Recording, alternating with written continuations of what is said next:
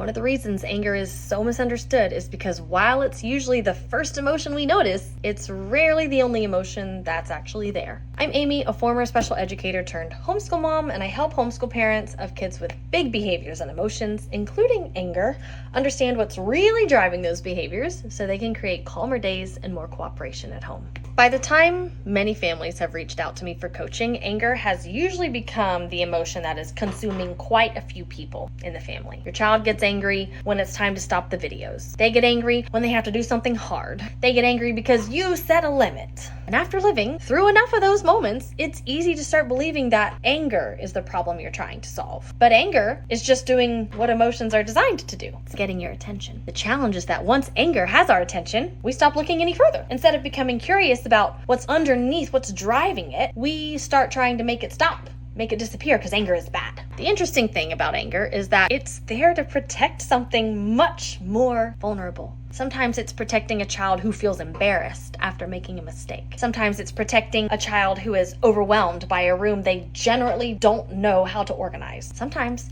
it's protecting a child who feels powerless because every direction they're hearing all day feels like one more demand that they have a hard time meeting. The anger is real, but it's not telling us the whole story. The same thing is true for us. After a long homeschool day, your anger might feel like it's about the whining, the arguing, or the fact that your child hid the iPad after you already said no. But when you slow down enough to become curious about yourself, you may discover that underneath your anger is something else too. Exhaustion, discouragement, carrying the weight of trying to hold things together, or maybe you're grieving the homeschool experience that you thought you were gonna have, and it's harder than you wish it were. This is why curiosity matters so much. When we assume that anger is the whole story, we naturally spend all of our energy trying to stop it. When we become curious instead, we begin asking different questions about our child's anger and about our own. What is this anger protecting? What in me feels threatened right now? Is it my voice? Is it my needs? What underneath this do neither of us have the words or the coping skills for yet? Now, those questions don't excuse any hurtful behavior that comes along with the anger. They don't excuse boundaries. They simply help us to understand what we're actually responding to.